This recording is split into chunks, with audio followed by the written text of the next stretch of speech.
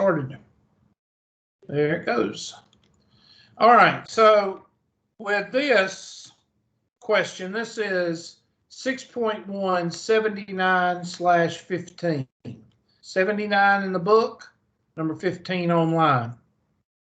First of all, is it a test question? I have no idea yet. It looks like it's a test question. So remember, 6.1 is order of operations and plug and chug. So you know you're going to plug and chug on this one. So I'm going to bring this down. And the question says, the time T in minutes needed for clothes hanging on a line outdoors to dry at a specific temperature depends on the humidity. You can put something out on the line and the humidity is 70%. It'll take all day for it to dadgum dry. The time can be approximated by the equation T is equal to 2h squared plus 90h plus 50. And I guarantee you that h is the humidity.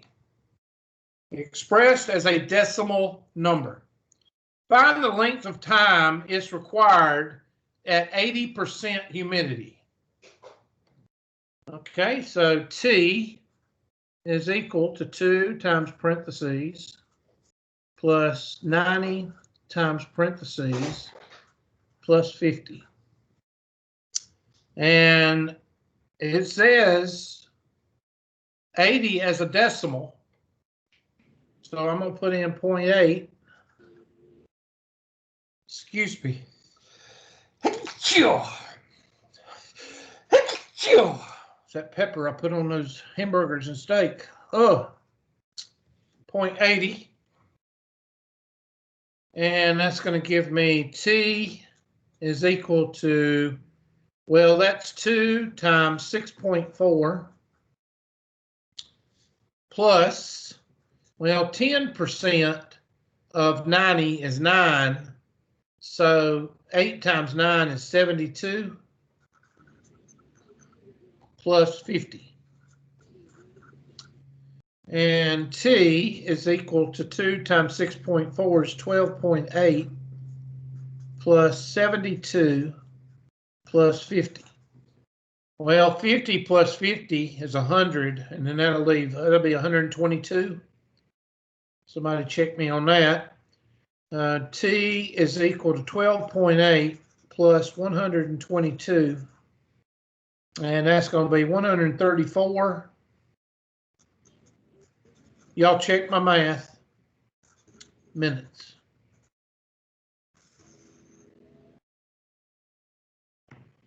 And that's over 2 hours, and that would be about right, because if the humidity is 70% or more, it takes a whole lot longer. That's what I got. So that should be your answer. And this is plug and chug. Now remember, you need to make a note, take a highlighter, and on this problem, you need to highlight expressed as a decimal. Expressed as a decimal. And that's why, let me take my highlighter because I do this for y'all's benefit. That's why you got to put in 0.8. And you should feel good about yourself. Notice something else. Notice I didn't use a calculator. Do you need a calculator to do this problem? No, you do not. Because all of you know what 8 times 8 is. 8 times 8 will always give you a 64. But you move it 1 decimal point because 0.8 has 1 decimal point. Well, how did I do this one? Well, 10% of 90 is 9. We don't need 10%, we need 80%. So you got to multiply it by 8. 8 times 9 is 72. Now, should all of you know how to do that? Yes. 12 years of school, you should know how to do those two without a calculator. If you don't, you didn't get your money's worth. Now, that may be because your teacher was crappy, teachers were crappy, or it may be because you didn't pay attention, or it may be a little bit of both. But the whole point is, after 12 years of school, you should be able to do these two calculations without a calculator. So please don't raise your hand and say, I'm talking about you. I don't know if you're using a calculator or not. I'm just telling you if you need to. All right, so that's that question, and we went over this one last time. So I'm going to take those two off, and that should be it. Now, what we're going to go over now? Well, we're going to go over 6.2.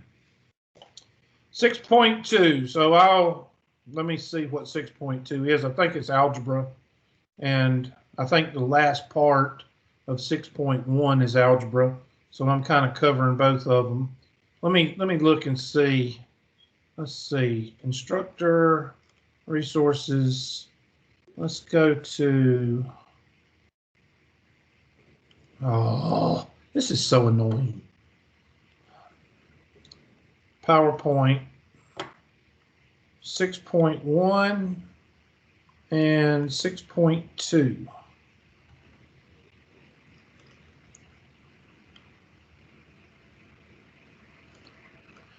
I think 6.2 is mostly algebra.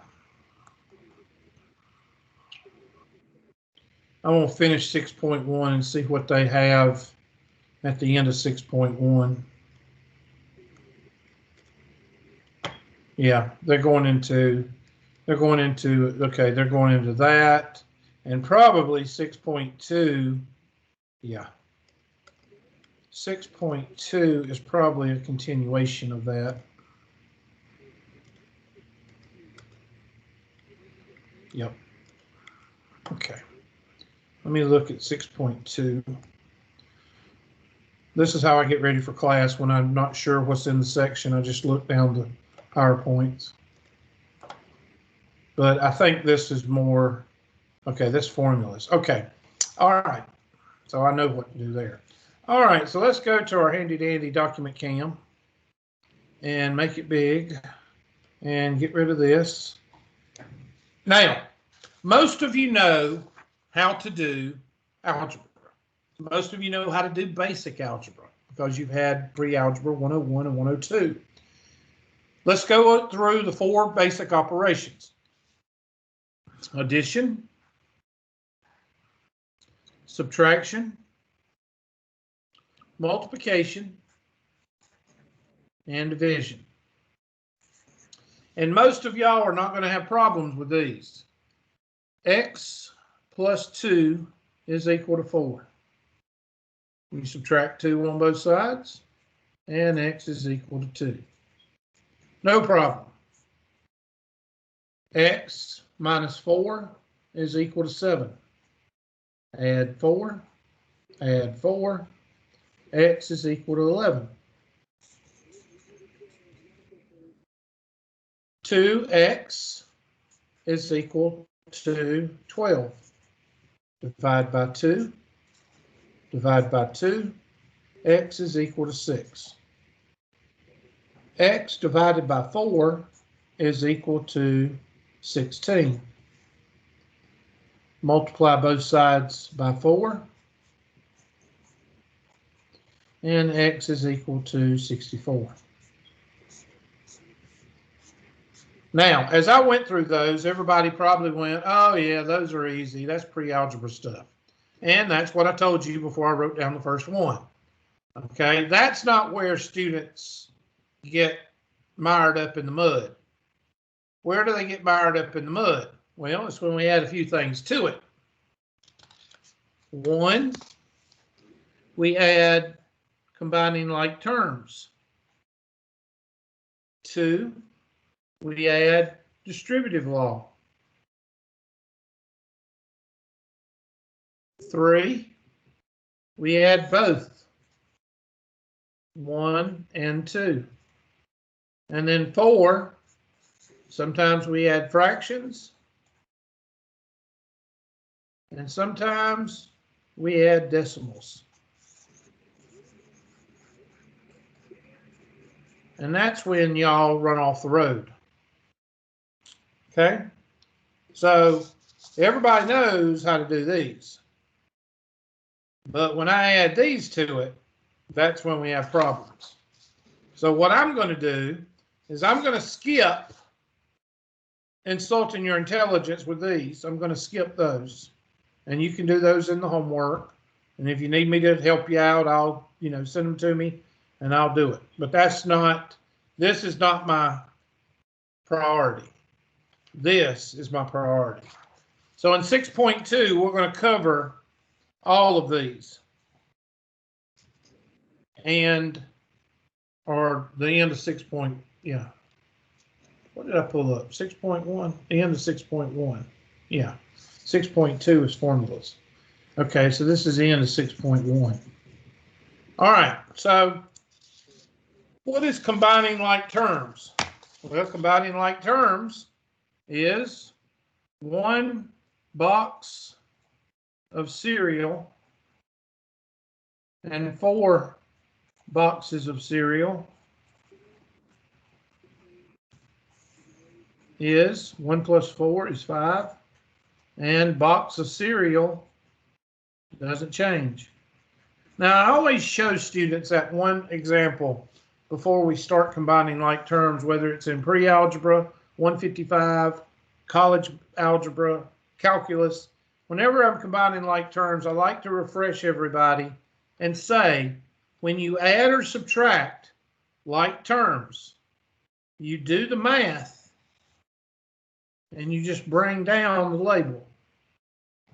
So 1x plus 4x, 1 plus 4 is equal to 5, and you just bring down the x.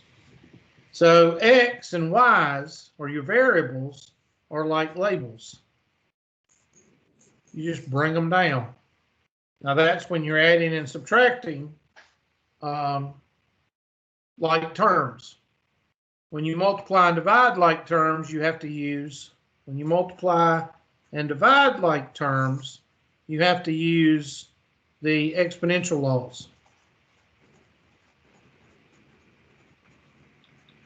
which are, if you multiply, you add the exponents, and when you divide, you subtract the exponents.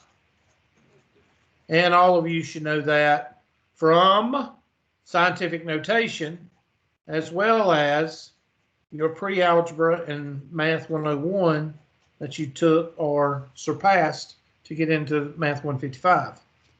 Okay, so when we combine like terms, we just carry the x.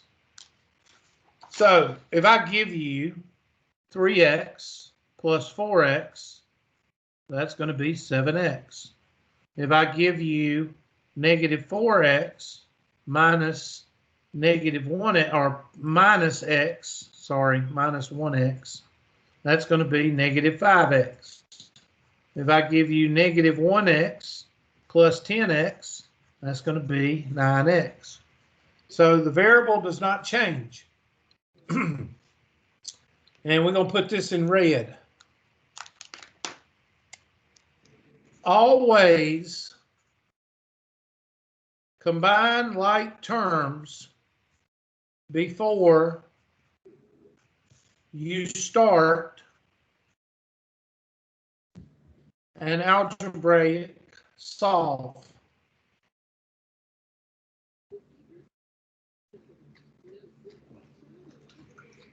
In other words, when you solve an algebraic equation, and I just called it algebraic solve, I don't even know if that's right or not. But when you're solving an algebraic equation or expression, if you're simplifying an expression, the first thing you always want to do is combine like terms. That's why it's number 1 on my list of things to refresh on. Okay? So let me give you an example of one that you might see in 6.1. 2x plus 3x minus 6 is equal to 4 plus 5. Okay, this is one you might see on a test, on a homework problem or a test. And this is combining like terms. This is nothing else but combining like terms. It's a multi-step equation, but it's combining like terms first. And of course, you see that you've got two sets of like terms. You've got 2x and 3x, and then you've got 4 and 5. Now, a lot of you are saying, well, Hubert, I know how to do this. I know you know how to do this. Some of y'all invented this, okay? But there are some people that have always sucked at algebra, whether it was in the 7th grade or 9th grade or now. And it's very important that they understand that you combine like terms first before you do anything, okay? So 2x plus 3x is 5x. Minus 6 is equal to 9. Now, at this point, you're getting close to these guys. Where'd they go? You're getting close to these guys, the ones that everybody knows, but you got to get rid of one thing. You got to get rid of that 6. Now, there's two ways that there are two methods that are being taught in algebra to get rid of that 6. One is, how do you get rid of owing $6? You pay it. So that means you have $6 or you pay $6. And if you do it on one side, you got to do it on the other. Or you can say, I'm going to take the -6 across the river. Let's say you're of Egyptian descent and you want to cross the Nile River. Well, that means that you're dead, the opposite of alive. Well, what's the opposite of -6? +6. So either way, you learned it, whether it's taking it across the river or whether it's adding to get rid of a debt. I don't care which one you use, but the same thing, you're going to get +6 no matter what you use. So that cancels, and you get 5x is equal to 15. Divide by 5. Now you got a simple, and x is equal to 3. See, everybody can do this. Your goal is to get from here to there, because you can do this. But the problem is all this right here. So the first hurdle that you need to climb or jump is combining like terms.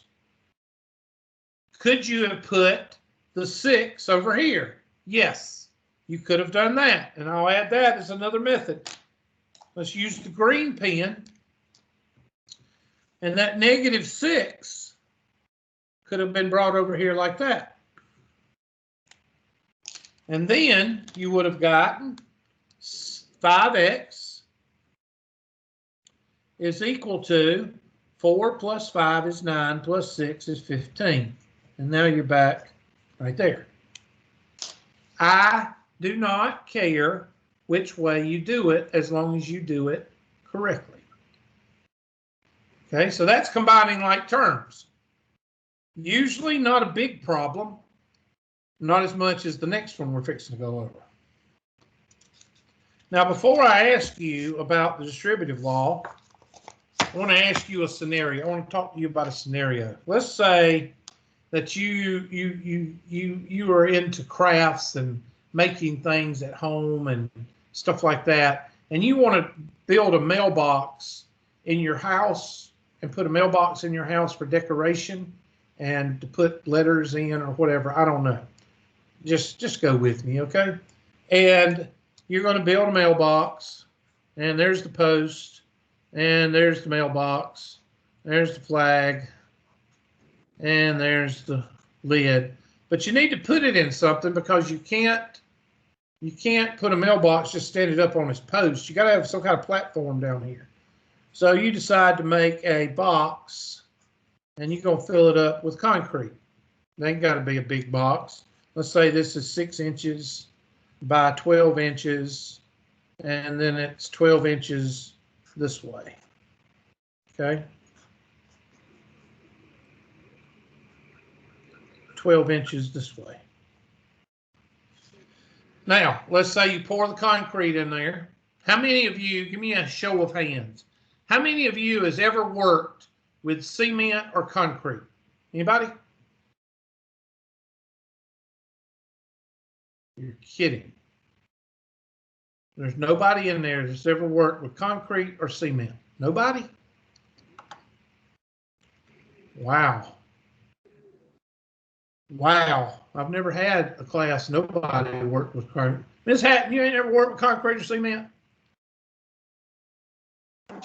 No, I haven't done no work with no cement now. All right. Well, cement is a conglomeration of sand, limestone, or whatever they use for the concrete. You can use different things. Some people actually use dirt, sand, dirt, or limestone, and some people put straw to make bricks, and then you put rocks in it, small rocks, and it holds it together better. Concrete is really when you put rocks and other things in it, like your driveway, and then cement is like just the limestone to put like mortar in your bricks. That's usually like cement or mortar. Okay. Well, you mix it up. You put water in it. You put limestone. You put gravel. You put the actual sand in it. And you mix it all up. Well, let's say you mix it all up, and you doing it with your hands, and your ring falls off into the concrete, and you're unaware of this because you're working with the cement. And you're mixing it up. What happens after 2 or 3 days when that concrete has cured? What does concrete cured feel like? It's very hard. It's like your driveway. Okay? It's even more hard. It's even more rigid than asphalt. Okay? The black asphalt. Asphalt is kind of like brownies. You can actually, in the hot weather, you can take asphalt and actually peel it off like a brownie. Okay, but you can't do that with concrete. What are you going to have to do to get that ring out of that concrete block? Somebody tell me. Critical thinking time. Okay, nobody's going to talk to me. You got to get a BA what? Hammer. And what do you got to do with that hammer? You got to bust up that concrete block. And your goal is to what? Get the ring out of the concrete. Now, what the heck does this have to do with algebra? Well, when you have a set of parentheses,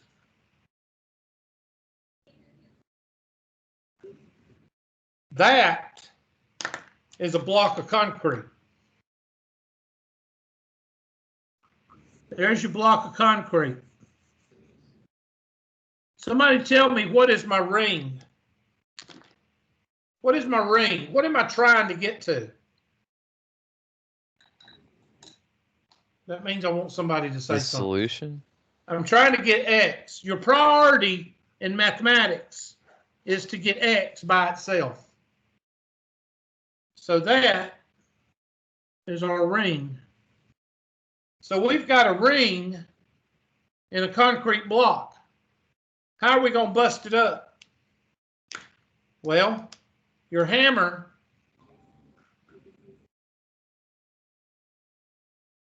is the 4. And you're going to take that 4 and you're going to distribute it. And that's going to bust up that pink block.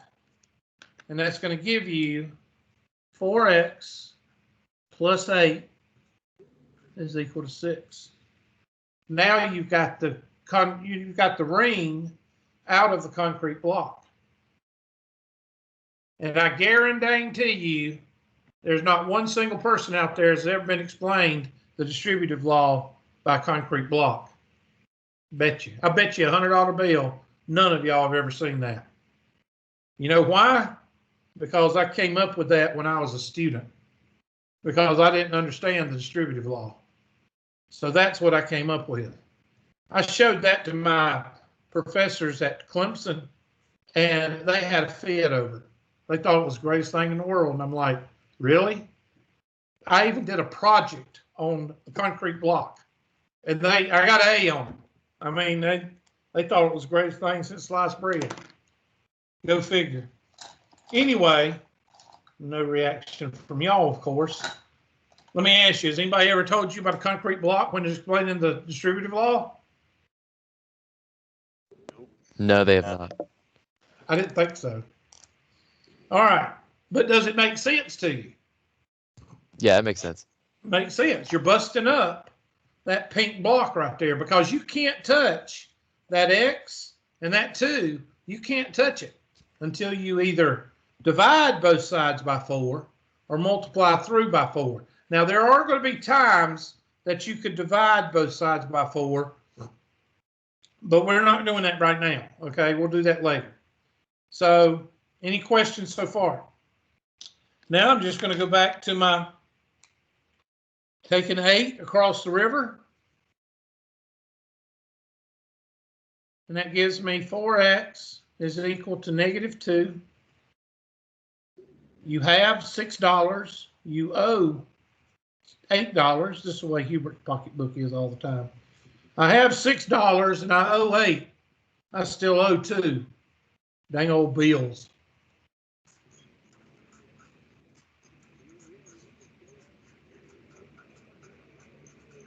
You know, I got bit on the foot by a spider, and I think it was a recluse, a brown recluse or whatever.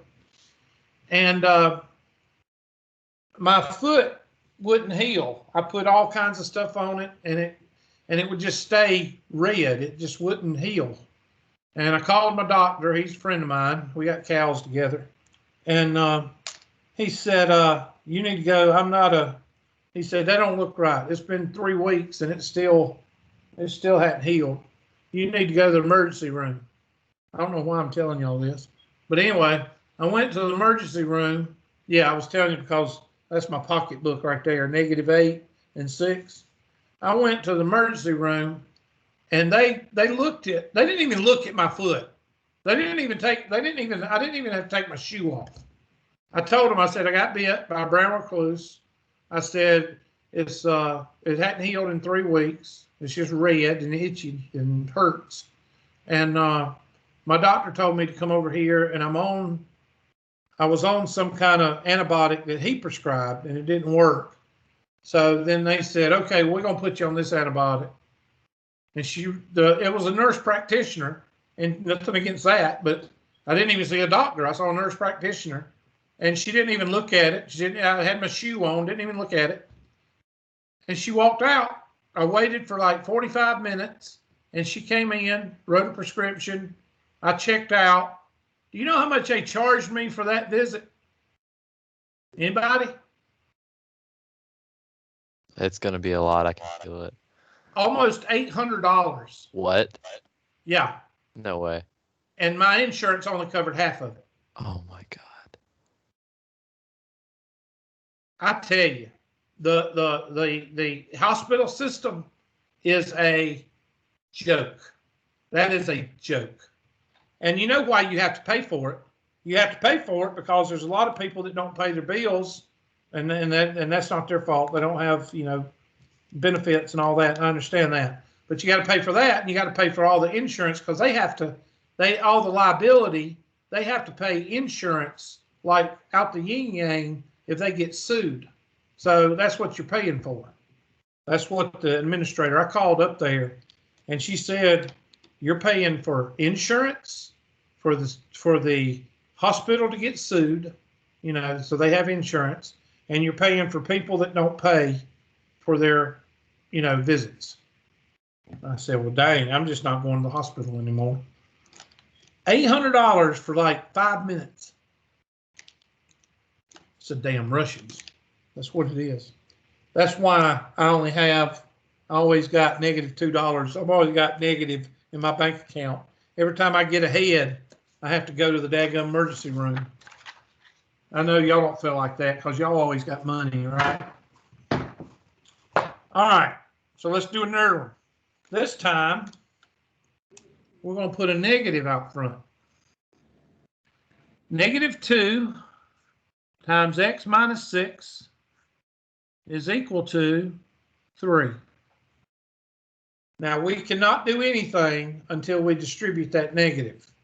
Now, I'm going to put a pink highlight on that negative. Can anybody tell me why I'm doing that? Tell me why I marked that negative pink. Does anybody know the rule about distributing a negative? Okay. A negative, distributing a negative,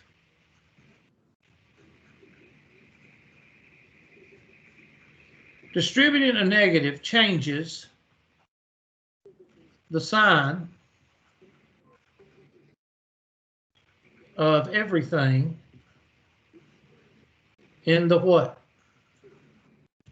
In the parentheses. Y'all remember that now? Yeah. That's why that negative is so important. The reason I highlighted that negative, because the distributive law, distributing a negative, changes the sign of everything in the parentheses. So when I distribute that -2, now, what in the world was that? Okay, let me go ahead and say something else here. Do you see Hubert using these arrows? Do you think I use these arrows because of y'all, or do I use them when I show anybody anything? I use them every single time I do the distributive law. Can somebody tell me why I use these arrows? Because it goes into both of them. You just. Okay, keep going with that. Why would I want you to realize that? Because if you don't do that, it's going to be wrong. The most common mistakes students make. Okay, what about the non-negative number, Hubert? Still make it. Okay, look here, I put the arrows there. I always do it.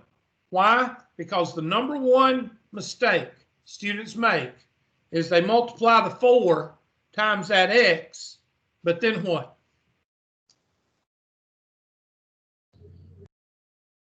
Come on. Wait, say that again? They multiply the 4 times the x, but then what do they not do? They won't do it with the 2. They won't do it with the 2, and that's why I put those arrows there. You got to cover everything. Exactly. You got to bust up the whole block because that ring could be in that back left corner instead of the front right corner. So you got to bust up the whole block. So that's why I draw these arrows. If you walk up to me 3 years from now and you say, Hubert, will you do this problem for me? And I'll do it, and I'll draw those parentheses. Just like I put parentheses in the point slope equation or the slope equation. I don't do that because I'm showing you how to do it. I do it because it decreases the confusion. All right. So that's going to be -2x plus 12 is equal to 3. I'm going to bring this across the river because I like to keep things positive. So we've got 12 is equal to 3 plus 2x. Bring this across the river. And 9 is equal to 2x. Divide by 2. X is equal to 9 over 2.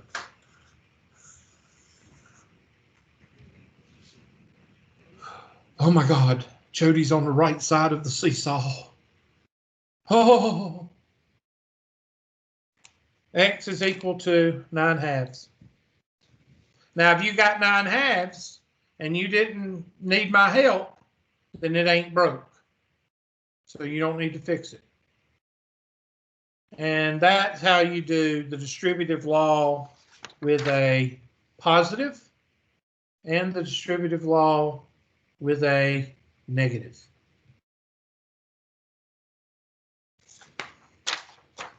Now, before we move on, let's put them together.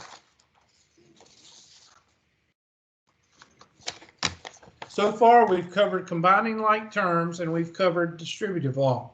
Now let's put them together. 2 times x minus 6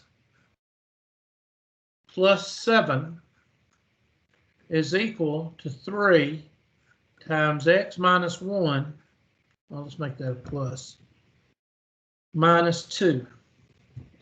Okay, now I'm going to give y'all a second, or give y'all 2 minutes to work this problem all the way down to get x by itself. Go to it. I'm going to put you on, well, actually, you got a minute now because my laptop just went at 11:59, so I'm going to give you a minute.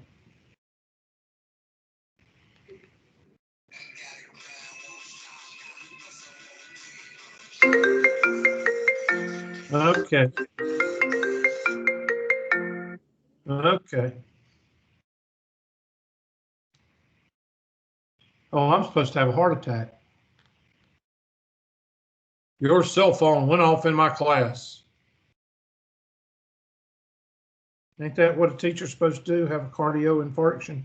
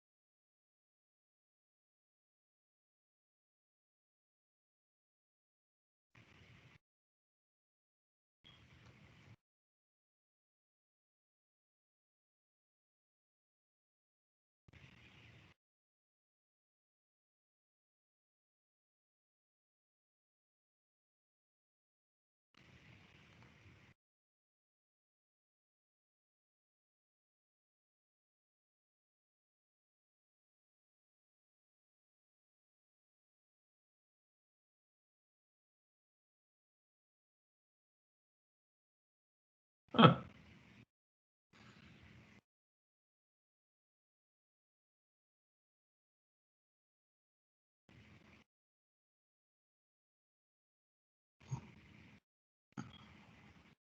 All right, so let's see how much time you got. Oh, you already had a minute and a half. I gave you extra. So that's 2x minus 12 plus 7 equals 3x plus 3 minus 2. Well, I'm going to do side by side. So I'm going to do these two. And then I'm going to do these two. Now I'm not doing them all at one time. I'm going to do on different sides. It's combining like terms. So that's going to give me 2x. Negative 12 plus 7 is negative 5. 3x plus 1. Now let me ask y'all a question. If I was to bring y'all on the farm here, and I was to ask you to feed the cows, and you had a choice between a 5-gallon bucket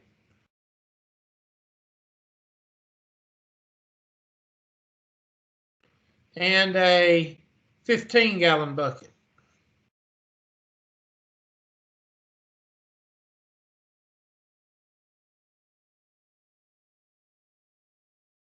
which one would you pick? Well, if you've ever seen a 15-gallon bucket, it's just about impossible to carry when it's full of feed. So which one would you think you're going to pick? You're going to pick the smallest bucket.